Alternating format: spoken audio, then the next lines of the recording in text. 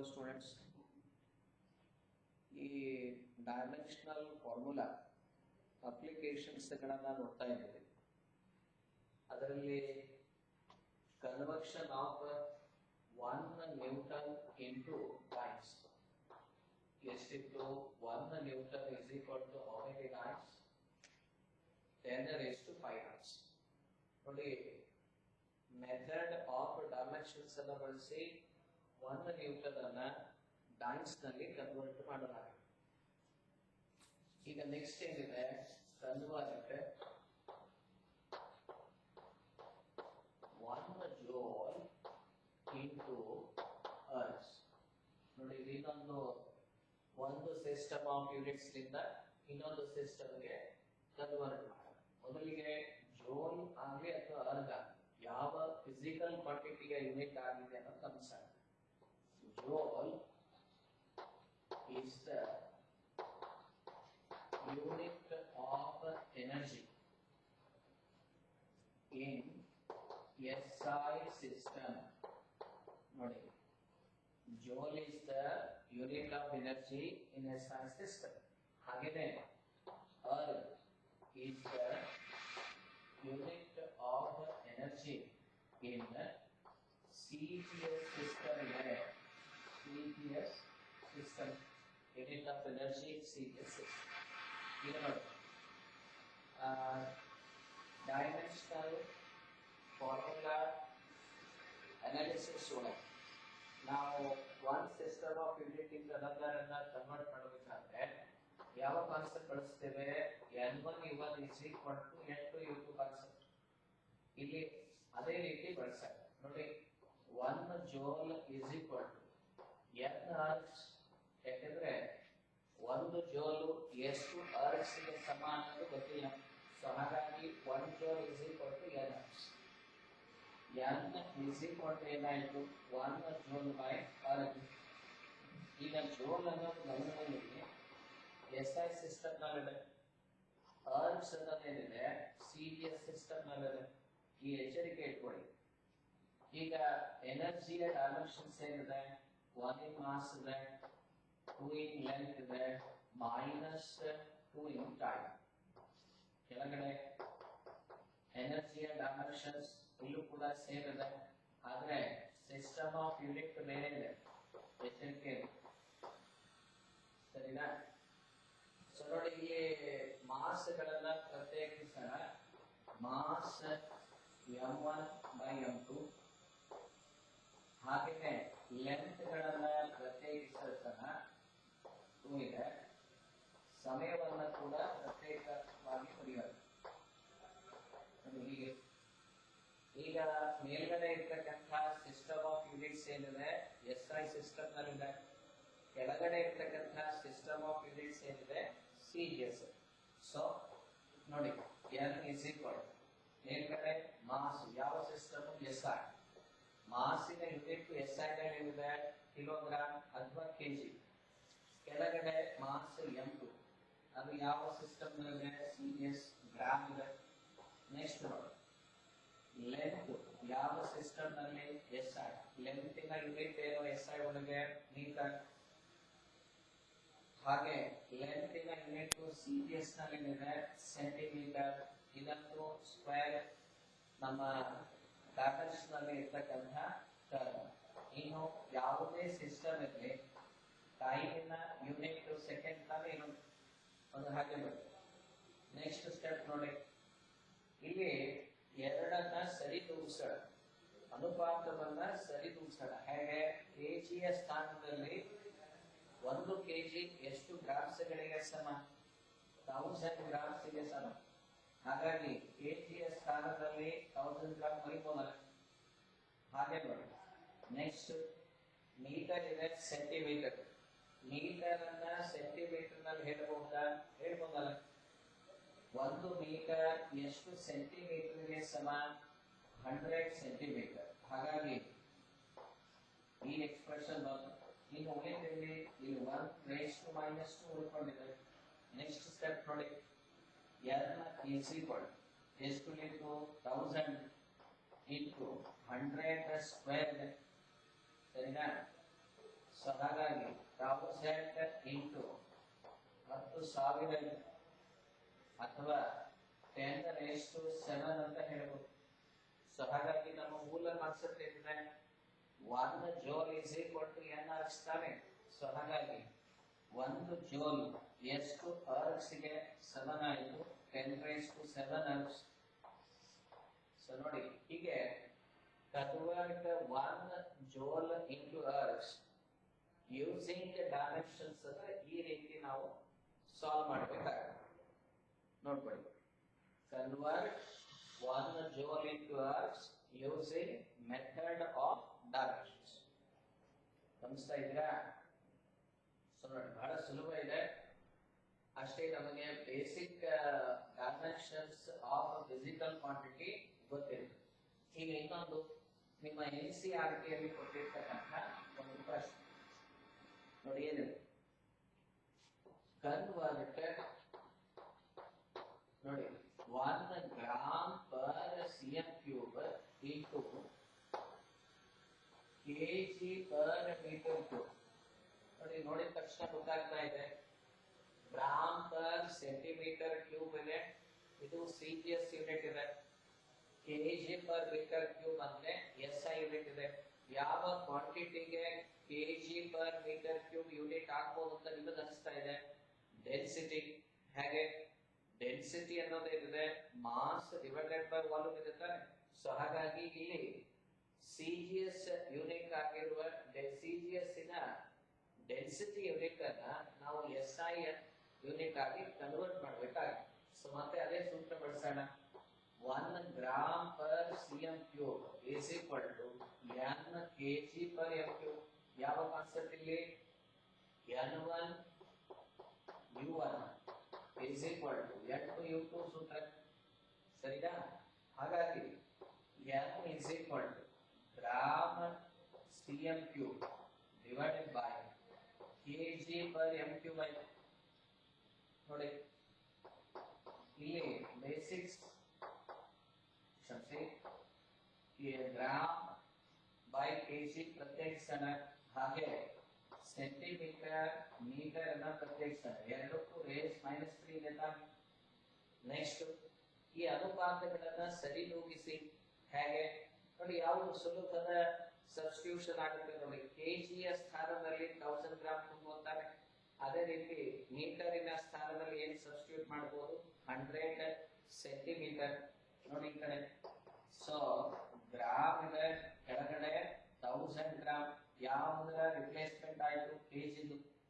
ಹಾಗೇನೆ ಸೆಂಟಿಮೀಟರ್ ಇದೆ, ಮೀಟರಿನ ಸ್ಥಾನದಲ್ಲಿ ಏನು ಬರೀಬಹುದು? 100 ಸೆಂಟಿಮೀಟರ್. ಹೊರಗಡೆ -3 ಆಸ್ ಇಟ್ ಈಸ್ ಇಡೋಣ. ಮುಂದಿನ ಹಂತ ನೋಡಿ 1/10⁻³ ಆಯಿತು ಇಂಟು ಇದೆಷ್ಟಾಗುತ್ತೆ ನೋಡಿ 1/10⁻² ಮೈನಸ್ ಕ್ಯೂಬ್. ಈ ಸ್ಟೆಪ್ ಅನ್ನ ಗಮನಿಸಿ. 1000 ಅನ್ನ ಹ್ಯಾಂಗ್ ಬರೀಬಹುದು? 10⁻³ ಇನ್ನು 100 ಅನ್ನ ಹ್ಯಾಂಗ್ ಬರೀಬಹುದು? 10⁻². ಈಗ ಎರಡು ಪದಗಳ ಮೇಲೆ ಒಯ್ಯಿ -3 ಆಯಿತು. ಇಲ್ಲಿ ಒಳಗಡೆ 10⁻² -2 ನೆನಪಿದೆಯಾ? AB⁻m. ಕ್ಷಮಿಸಿ, ಈ ಸೂತ್ರ ಗೊತ್ತಿರಬೇಕಲ್ಲ. A⁻m is A⁻m. Correct? So therefore n is equal to 10⁻³ into 10⁻²+6. ಒಟ್ಟಾರೆ ಎಷ್ಟಾಯಿತು? 10⁻3. ಸೊ ಹಾಗಾಗಿ ನಮ್ಮ 1 ಗ್ರಾಮ್ ಪರ್ cm ಕ್ಯೂಬ್ ಎಷ್ಟು kg per m ಕ್ಯೂಬ್ಗೆ ಸಮ? 10⁻³ kg per meter ಕ್ಯೂಬ್ಗೆ ಸಮ. ನೋಡ್ಕೊಳ್ಳಿ. ಸೊ ಹೀಗೆ ಒಂದು NCERT ಪ್ರಾಬ್ಲಮ್ ಅನ್ನು ನಾವು ಸಾಲ್ವ್ ಮಾಡಲಿಕ್ಕೆ ಸಾಧ್ಯ. ಸೊ ನೋಡಿ ಒಟ್ಟಾರೆ ಅಪ್ಲಿಕೇಶನ್ಸ್ ಆಫ್ ಡೈಮೆನ್ಷನಲ್ ಫಾರ್ಮುಲಾದಲ್ಲಿ ನಾವು 2 ಅಪ್ಲಿಕೇಶನ್ಸ್ ಗಳ ಅಧ್ಯಯನವನ್ನು ಮಾಡಿದ್ದೇವೆ. ಮತ್ತೊಮ್ಮೆ ಮೊದಲನೇ ಅಪ್ಲಿಕೇಶನ್ ಏನಾಗಿತ್ತು? To check the correctness of the equation. Second application ಏನಾಗಿದೆ? To convert one system of units into another. ಈಗ ವಿದ್ಯಾರ್ಥಿಗಳೇ ಮೂರನೇ ಅಪ್ಲಿಕೇಶನ್ ನ ಅಧ್ಯಯನಕ್ಕೆ ಹೊರಡೋಣ. ಯಾವುದಿದೆ ಮೂರನೇ application? To derive a relation involving a physical point. ಮತ್ತೊಮ್ಮೆ ಗಮನಿಸಿ, to derive a relation, to derive a relation involving a physical quantity. To derive a relation involving a physical quantity. ಇದು ಮೂರನೇ ಅಪ್ಲಿಕೇಶನ್. ಇದರಲ್ಲಿ ಕೆಲವು ಉದಾಹರಣೆಗಳನ್ನ ಗಮನಿಸೋಣ. ಈಗ ವಿಜ್ಞಾನಿಗಳು ಒಂದು ಫಾರ್ಮುಲಾವನ್ನ ಹೇಗೆ ತಯಾರು ಮಾಡುತ್ತಾರೆ? ಮೊದಲಿಗೆ ಸೈಂಟಿಫಿಕ್ ಮೆಥಡ್ಸ್ ಗಳನ್ನ ಬಳಕೆ ಮಾಡಿ, 4 ಹಂತಗಳಿದೆಯಲ್ಲ ಸೈಂಟಿಫಿಕ್ ಮೆಥಡ್ಸ್, ಒಂದು ಕ್ವಾಂಟಿಟಿ ಅಧ್ಯಯನ ಮಾಡಿ ಅದು ಯಾವ ಫ್ಯಾಕ್ಟರ್ ಅಲ್ಲಿ ಡಿಪೆಂಡ್ ಇದೆ ಅನ್ನೋದನ್ನ ಗುರುತಿಸ್ತಾರೆ. ನಂತರ ಮೆಥಡ್ ಆಫ್ ಡೈಮೆನ್ಷನ್ಸ್ ಅನ್ನ ಬಳಸಿ ಒಂದು ಫಾರ್ಮುಲಾವನ್ನ ತಯಾರು ಮಾಡ್ತಾರೆ. ಅದು ಹೇಗೆ ಅಂತ ಒಂದು ಉದಾಹರಣೆ ಸಮೇತ ನೋಡಿ. ಒಂದು ಪ್ರಶ್ನೆ, ವೆಲಾಸಿಟಿ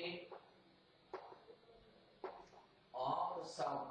ಪ್ರಶ್ನೆ ಗಮನಿಸಿ, ವೆಲಾಸಿಟಿ ಆಫ್ ಸೌಂಡ್ ಗೆ ವಿ ಅನ್ನ ಫೌಂಡ್ ಟು ಡಿಪೆಂಡ್ ಆನ್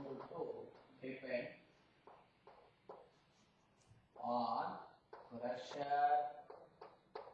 ಇಲ್ಲಿ ಪ್ರೆಷರ್ ಗೆ ಪಿ ಅನ್ನ found to depend on pressure and density of gas. Density of gas, ಇದಕ್ಕೆ ರೋ ಅನ್ನೋ ಶಬ್ದ ಬಳಸೋಣ. ನೋಡಿ, ಸೈಂಟಿಸ್ಟ್ ಗಳ ಅಧ್ಯಯನದ ಒಂದು ರಿಪೋರ್ಟ್ ಇದೆ. ವೆಲಾಸಿಟಿ ಆಫ್ ಸೌಂಡ್ ಏನಿದೆ 2 ಅಂಶದ ಮೇಲೆ ಡಿಪೆಂಡ್ ಆಗಿದೆ, ಒಂದು ಪ್ರೆಷರ್, ಇನ್ನೊಂದು ಡೆನ್ಸಿಟಿ ಆಫ್ ಗ್ಯಾಸ್. ಹೀಗಿರುವಾಗ obtain a relation between them. ಪ್ರಶ್ನೆ ಕೇಳ್ತಾರೆ, between them using method of dimensions. ನೋಡಿ, ಹೀಗಿದೆ ಪ್ರಶ್ನೆ. ಅಬ್ಸರ್ವ್ ಮಾಡಿದ್ರ, velocity of sound found to depend on pressure and the density of gas. ಈ ರೀತಿ ಪ್ರಶ್ನೆ ಕೊಟ್ಟಾಗ ಈ ಒಂದು ಅಪ್ಲಿಕೇಶನ್ ಅನ್ನು ನೀವು ಏನ್ ಮಾಡಬೇಕು ಅಂದ್ರೆ, ಅವರು ಹೇಳಿದ ಕಾನ್ಸೆಪ್ಟ್ ಅನ್ನು ಪರಿಗಣಿಸಿ. ವೆಲಾಸಿಟಿ ಆಫ್ ಸೌಂಡ್ ಇದೆ, ಇದರ ಅಧ್ಯಯನ ನಡೀತಾ ಇದೆ. ಫೌಂಡ್ ಟು ಡಿಪೆಂಡ್ ಅಂದ್ರೆ ಪ್ರಪೋರ್ಷನಲ್ ತಗೊಳ್ಳಿ. ಇಲ್ಲಿ ಕ್ವಾಂಟಿಟಿಗಳು ಯಾವುದ್ರ ಮೇಲೆ ಡಿಪೆಂಡ್ ಇದೆ? ಪ್ರೆಷರ್. ಇದರ ಡೈಮೆನ್ಷನ್ಸ್ ಎಷ್ಟು ಗೊತ್ತಿಲ್ಲ ನಮಗೆ, ಅದಕ್ಕೆ ಎ ಅಂತ ಬಳಸಿ ಅನ್ನೋನ್. It is also found to depend on density, ಅದಕ್ಕೆ ಬಿ. ಹೀಗೆ ಆ ಸೆಂಟೆನ್ಸ್ ಗಳನ್ನ ಮ್ಯಾಥಮೆಟಿಕಲ್ ಎಕ್ಸ್ಪ್ರೆಷನ್ಸ್ ಆಗಿ ಕನ್ವರ್ಟ್ ಮಾಡಲಾಗಿದೆ. ಮುಂದಿನ ಹಂತ ಡೈಮೆನ್ಷನ್ಸ್ ಗಳು ಬಳಸೋದು. ಮತ್ತೊಮ್ಮೆ ಗಮನಿಸ್ತೀರಾ, ಬರವಣಿಗೆ ಶೈಲಿ ರೂಢಿಸಿಕೊಳ್ಳಿ. ಫ್ಯಾಕ್ಟರ್ ಯಾವುದರ ಅಧ್ಯಯನ ಆಗಿದೆ, ಯಾವ ಕ್ವಾಂಟಿಟಿ ಅಧ್ಯಯನ ಆಗಿದೆ, ಯಾವ ಫ್ಯಾಕ್ಟರ್ಸ್ ಇದೆ. ಕ್ವಾಂಟಿಟಿ ಅಧ್ಯಯನ ಈ ಕಡೆ, ಫ್ಯಾಕ್ಟರ್ಸ್ ಈ ಕಡೆ. ಇವು ಡೈಮೆನ್ಷನ್ಸ್ ಗಳ ಕಂಡು ಹಿಡಿಯಲಿಕ್ಕೆ ಬಳಸ್ತಕ್ಕಂಥ ಅನ್ನೋನ್ ಪದಗಳು ಎ ಮತ್ತು ಬಿ. ಈಗ ನೋಡಿ, V is equal to K, P raise to A, rho raise to B. ಸರಿನಾ? This is equal to K times pressure dimensions ಏನಿದೆ, 1 in mass minus 1 in length minus 2 in time ಇದೆ. ಇದು ಮೇಲ್ಗಡೆ ಘಾತ ಸಂಖ್ಯೆ ಹಾಗೆ ಎ. ನೆಕ್ಸ್ಟ್ ಡೆನ್ಸಿಟಿ ಡೈಮೆನ್ಷನ್ಸ್ ಎಲ್ಲ memorise ಮಾಡಲೇಬೇಕು. ಡೆನ್ಸಿಟಿ ಡೈಮೆನ್ಷನ್ಸ್ ಏನಿದೆ, 1 in mass minus 3 in length.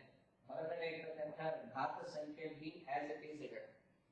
Next ನೋಡಿ, velocity is equal to K times M L P ವಸ್ತುಗೂ ಎ ಸಂಬಂಧ ಪಡುತ್ತೆ. ಹಾಗಾಗಿ M raise to A, N raise to minus A, P raise to minus 2a. ಆ ಕಡೆ ಕೂಡ ಹಾಗೆ M raise to B, L raise to minus 3. ಇಲ್ಲಿವರೆಗೆ ಗೊತ್ತಾಯ್ತಾ? ನೆಕ್ಸ್ಟ್, ಎಲ್ಲಿ ಆಧಾರ ಸಂಖ್ಯೆ ಸಮನಾಗಿದೆ ನೋಡಿ, ಎಂ ಮತ್ತು ಎಂ ನ ಆಧಾರ ಸಂಖ್ಯೆ ಸಮನಾದಾಗ ಅವುಗಳ ಘಾತ ಸಂಖ್ಯೆ ಆಡ್ ಆಗುತ್ತೆ.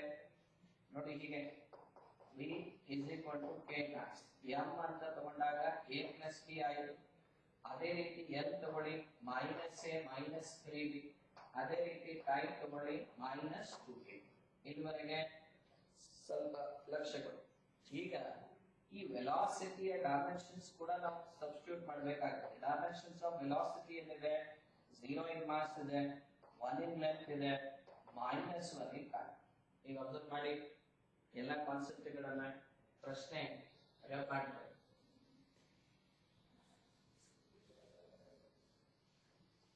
ಸರಿನಾ?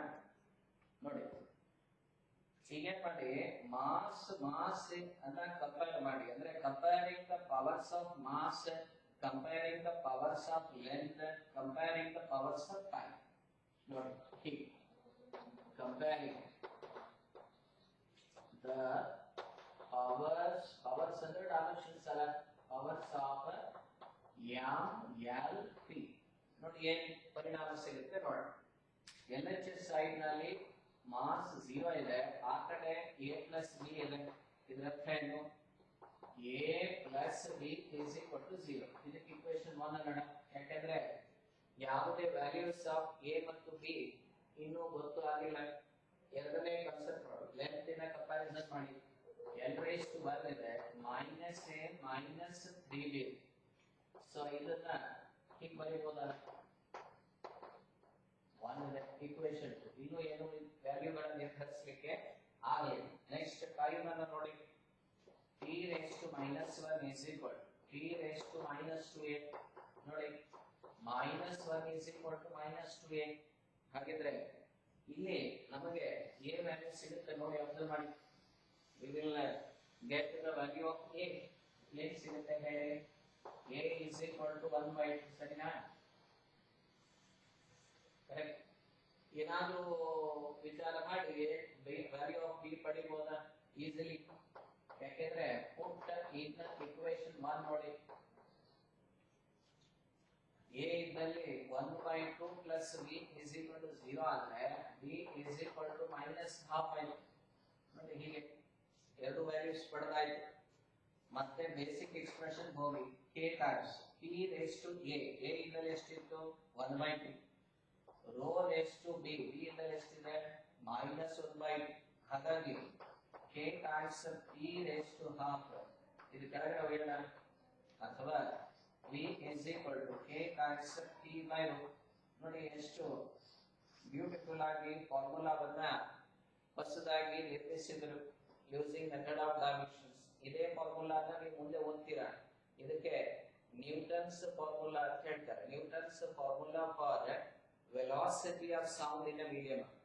ನೋಡಿ ಬಹಳ ಸರಳವಾಗಿ ಒಂದು ಫಾರ್ಮುಲಾವನ್ನ ಅಥವಾ ಒಂದು expression for velocity of sound ಅನ್ನ ನಾವು ಪಡೆಯಲಿಕ್ಕೆ ಸಾಧ್ಯ. ನೋಡಿ ಇಲ್ಲಿರೋದು ಒಂದು ಸರಳ ಸೂತ್ರ ಏನಂದ್ರೆ, ಒಂದು ಕ್ವಾಂಟಿಟಿ ಅಧ್ಯಯನ ಮಾಡಿದ್ದಾರೆ, velocity of sound in a medium ಅಧ್ಯಯನ ಮಾಡಿದ್ದಾರೆ. ಆ ಅಧ್ಯಯನದ ಪರಿಣಾಮವಾಗಿ ಫ್ಯಾಕ್ಟರ್ಸ್ ಸಿಕ್ಕಿದೆ. ಫ್ಯಾಕ್ಟರ್ಸ್ ಗಳನ್ನ ಪಡೆದುಕೊಂಡು ಮೆಥಡ್ ಆಫ್ ಡೈಮೆನ್ಷನ್ಸ್ ಇಂದ ಯಾವ ರೀತಿ ವೆಲಾಸಿಟಿ ಆಫ್ ಸೌಂಡ್ ಪ್ರೆಷರ್ಗೂ ಡೆನ್ಸಿಟಿಗೂ ರಿಲೇಟ್ ಆಗಿದೆ ಅಂತ ಕಂಡುಹಿಡಿಯಲಾಗಿದೆ. ಸರಿನಾ? ಈಗ ನೀವುಗಳು ಒಂದು ಪ್ರಶ್ನೆ ನೀವು ಇಲ್ಲಿ ಪ್ರಯತ್ನ ಮಾಡಿ. ಇದೇ ಕಾನ್ಸೆಪ್ಟ್ ನೋಡಿ. ಹೀಗೆ ಒಂದು ಫಾರ್ಮುಲಾವನ್ನ ನಾವು ಮೆಥಡ್ ಆಫ್ ಡೈಮೆನ್ಷನ್ಸ್ ಇಂದ ಪಡಿಬಹುದಾಗಿದೆ. ನೆಕ್ಸ್ಟ್ ಮುಂದಿನ ಪ್ರಶ್ನೆ, time period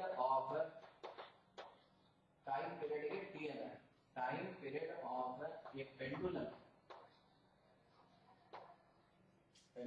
was found to, ಇದು ಕೂಡ ಹಾಗೇನೆ, found to depend on mass of bob.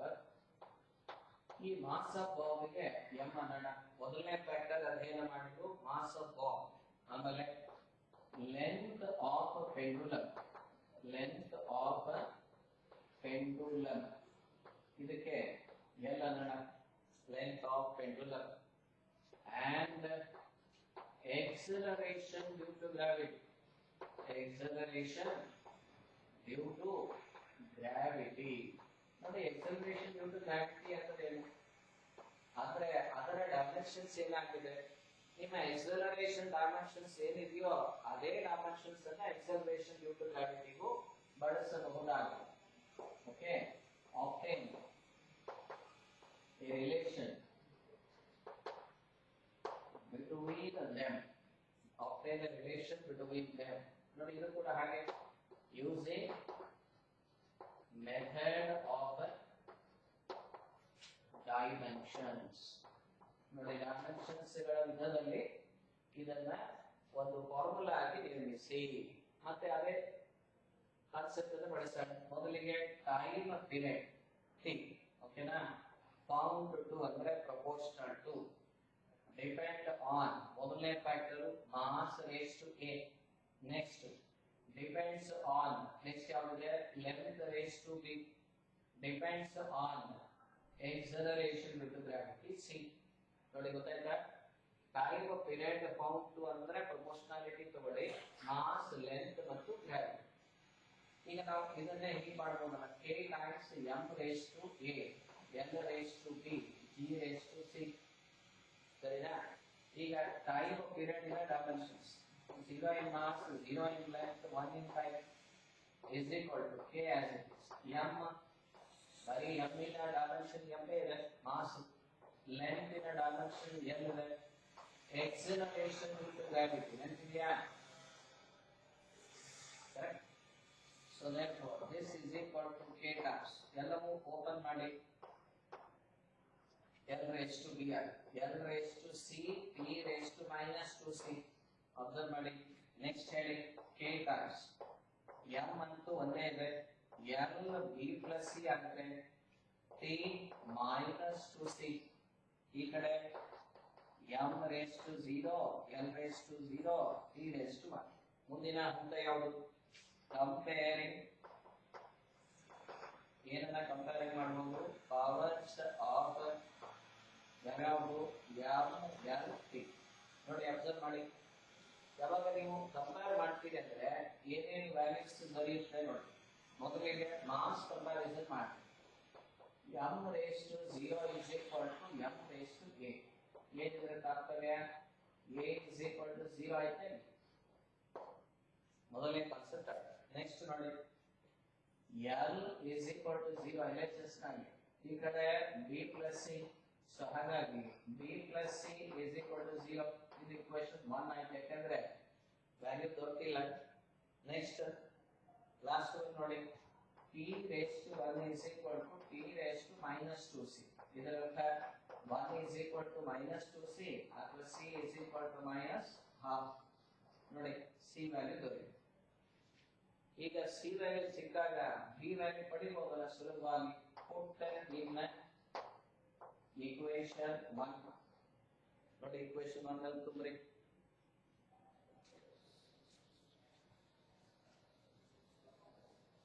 ಇವನ್ನೆಲ್ಲ ಸ್ವಲ್ಪ ಬರೆದು ಪ್ರಾಕ್ಟೀಸ್ ಮಾಡಬೇಕು ಅವಾಗ ನೀವು ನಿಮಗೆ ಗಮನಕ್ಕೆ ಬರುತ್ತೆ.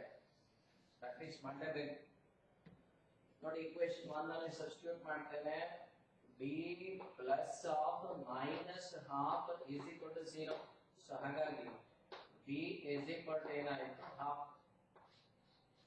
ಸರಿನಾ. ಸೊ ಈಗ ನಮ್ಮ ಬೇಸಿಕ್ ಎಕ್ಸ್ಪ್ರೆಷನ್ ಏನಿತ್ತು p is equal to k times l raised to a l raised to a sorry ಯಾವುದಿತ್ತು ಎಕ್ಸ್ಪ್ರೆಷನ್ಸ್ ನಲ್ಲಿ a ವ್ಯಾಲ್ಯೂ ಎಷ್ಟು ಬಂದಿದೆ 0 ಇದೆ. ಆಮೇಲೆ ಮಾಸ್ ಇದೆ first m raised to a ಅಂದ್ರೆ 0. ನೆಕ್ಸ್ಟ್ l raised to ಎಷ್ಟು ಬಂದಿದೆ ಹಾಫ್ ಇದೆ. ಆಮೇಲೆ g raised to ಎಷ್ಟಿದೆ ಮೈನಸ್ ಹಾಫ್. ಸ್ವಲ್ಪ ಅಬ್ಸರ್ವ್ ಮಾಡ್ಕೊಳ್ಳಿ values of a b c ದೊರೆತಾಗಿದೆ. ಈಗ ನೋಡಿ p is equal to k times m raised to 0 ಎಷ್ಟು 1 ಅಲ್ಲ ಸೊ ಹಾಗಾಗಿ l raised to half ಇದನ್ನ ಕೆಳಗಡೆ ಬರೆಯೋಣ. ಸೊ ಹಾಗಾಗಿ ಟೈಮ್ ಪೀರಿಯಡ್ ಆಫ್ ಪೆಂಡುಲಮ್ ಏನ್ ಫಾರ್ಮುಲಾ ಪಡೆಯಿತು ಇಲ್ಲಿ k ವ್ಯಾಲ್ಯೂ ಗೊತ್ತಿದ್ರೆ ನಾವು ಆ ವ್ಯಾಲ್ಯೂ ಬರೀಬಹುದಾಗಿದೆ. ಸೊ ಇಲ್ಲಿ ಮೆಥಡ್ ಆಫ್ ಡೈಮೆನ್ಷನ್ಸ್ ಇರೋದ್ರಿಂದ t is equal to ಏನಾಯಿತು k times under root of what l by g. So ನೋಡಿ ಹೀಗೆ ನಾವು ಮೆಥಡ್ ಆಫ್ ಡೈಮೆನ್ಷನ್ಸ್ ಲಿಂದ ಏನ್ ಮಾಡ್ತೀವಿ we have derived a relation involving what a physical quantity. ಈಗ ನೋಡಿ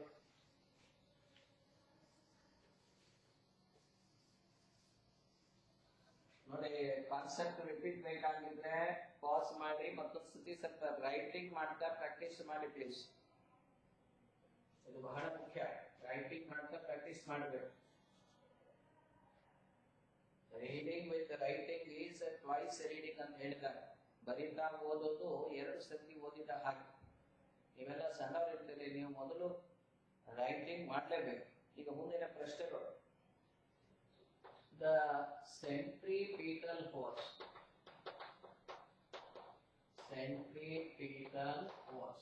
ಇದಕ್ಕೆ ಎಫ್ ಅನ್ನ ಓಕೆ ಫೌಂಡ್ ಟು ಡಿಪೆಂಡ್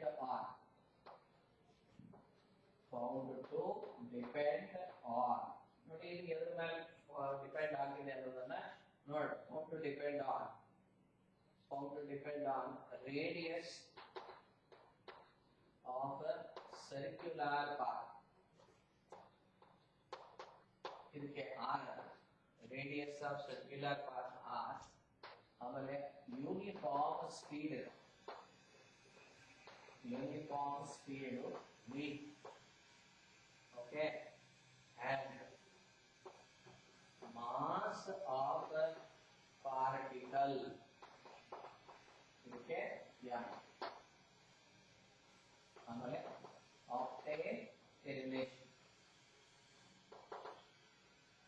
ಈಗ ಅದರ ರಿಲೇಷನ್ ಅನ್ನ ಕಂಡುಹಿಡಿಯೋಣ. ಮತ್ತೆ ಮುಂದಿನ ಹಂತ ಅದೇ obtain a relation between them using the method of directions. ಈಗ centripetal force found to depend on mass, okay na, raised to 8, uniform speed and radius. Is here. So this is equal to k times mass raised to 8, velocity raised to b, radius raised to c. ಸರಿನಾ? ಈಗ dimensions ತುಂಬಿ k times mass in a dimensions m ಇದೆ. ಈಗ velocity dimensions nt raised to -1 ಇದೆ ತಾನೆ, ನೆನಪಿಗೆ ತಂದ್ಕೊಳ್ಳಿ. Radius ಇನ dimension l ಆಗುತ್ತೆ ನೋಡಿ. ಯಾವ್ಯಾವ ಕ್ವಾಂಟಿಟಿಗಳ ಡೈಮೆನ್ಷನ್ l ಅಂತ ನಿಮಗೆ ಮುಂಚೆನೂ ಹೇಳಲಾಗುತ್ತೆ. ರೇಡಿಯಸ್ ಇದ್ರೂ ಕೂಡ ಲೆಂತ್ ಆಗುತ್ತೆ, ಮತ್ತೆ ಪರ್ಪೆಂಡಿಕ್ಯುಲರ್ ಡಿಸ್ಟೆನ್ಸ್ ಇದ್ರೂ ಕೂಡ ಲೆಂತ್ ಇದೆ, ಡಿಸ್ಪ್ಲೇಸ್ಮೆಂಟ್ ಇದ್ರೂ ಕೂಡ ಲೆಂತ್ ಇದೆ, ಲೈಟ್ ಇಯರ್ ಅನ್ನುವ ಶಬ್ದ ಬರುತ್ತೆ, ಅದರ ಡೈಮೆನ್ಷನ್ಸ್ ಕೂಡ l ಇದೆ. ಸೊ ಹೀಗೆ ಕಲಿತಾ ಹೋಗ್ತೇವೆ. ಮುಂದಿನ ಹಂತ ನೋಡಿ, ಇಲ್ಲಿ ಫೋರ್ಸ್ ಇನ ಡೈಮೆನ್ಷನ್ಸ್ ಏನಾಗಿದೆ? 1 in mass, 1 in length, -2 in time is equal to k times. ಎಲ್ಲವೂ ಒಂದ್ ಕಡೆ ಒಂದೇ ಬ್ರಾಕೆಟ್ ಅನ್ನು ಬರೀತಾರೆ. m raised to a, n raised to b, p raised to -b, l raised to c. ಈ ಸ್ಟೆಪ್ ಗೊತ್ತಾಯ್ತು ನೋಡಿ. ಯಾಕಂದ್ರೆ ಇಲ್ಲಿ l p raised to -1 ಗೆ ಪವರ್ ಆಗಿ b ಇದೆ. ನೆನಪು ಮಾಡ್ಕೊಳ್ಳಿ ನಿಮ್ಮ ಘಾತ ತತ್ವ. ab raised to m ಅನ್ನ ಹ್ಯಾಂಗ್ ಬರ್ತಿದ್ದೀರಿ? ab raised to m ಅನ್ನ a raised to m, b raised to m ಆಗಿ ಬರ್ತಿರ್ತಾರೆ. ಅದೇ ಸ್ವರೂಪದಲ್ಲಿ ಬರ್ತಿದ್ದೀರಿ. ಸರಿನಾ? ಮುಂದಿನ ಹಂತ ನೋಡಿ. ಇಲ್ಲಿ ನಾವು ಏನ್ ಮಾಡಬಹುದು? k times m raised to a ಆದ್ರೆ l raised to m ಇದೆ, b plus c, p raised to -b ಇದೆ. ನೋಡಿ ಸರಿಯಾಗಿ ಇವೆರಡು ಸೇಮ್ ಇದೆ. Next step, comparing the powers of ಯಾವ ಪವರ್ಸ್ ಗಳನ್ನ m and p ಮಾಡ್ಕೊಳ್ಳಿ. ಕಂಪೇರಿಂಗ್ ದ ಪವರ್ಸ್ ನೋಡಿ, m ಈ ಕಡೆ 1 ಇದೆ, ಆ ಕಡೆ a ಇದೆ. ಸೊ ಹಾಗಾಗಿ a ವ್ಯಾಲ್ಯೂ 1 ಬಂದಾಯ್ತು. ಸರಿನಾ? ನೆಕ್ಸ್ಟ್ ನೋಡಿ, n raised to 1 ಇದೆ, n raised to b plus c.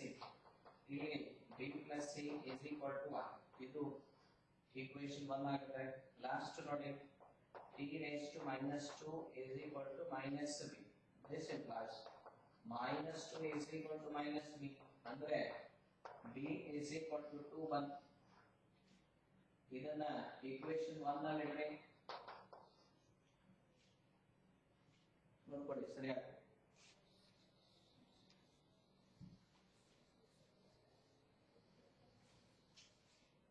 ಓಕೆನಾ? ಸೊ b ವ್ಯಾಲ್ಯೂ 2 ಬಂದ್ರೆ 2 plus c is equal to 1 ಅಂದ್ರೆ c is equal to 1 minus 2. This implies c is equal to what? -1.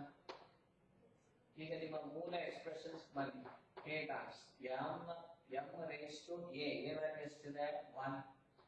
b value ಎಷ್ಟಿದೆ? 2. c value ಎಷ್ಟಿದೆ? -1. ಇದನ್ನ ಹೇಗೆ ಬರೀಬಹುದು? gamma v square by r. ನೋಡಿ okay, this is how you can solve the expression when the quantity and its dependent quantities are given. So ಹೀಗಾಗಿ ನಾವು dimensional formula 3 applications ಗಳನ್ನ ಈ ರೀತಿ ಅಧ್ಯಯನ ಮಾಡಿ ಮುಗಿಸ್ತೇವೆ. ಸರಿನಾ? ಓಕೆ.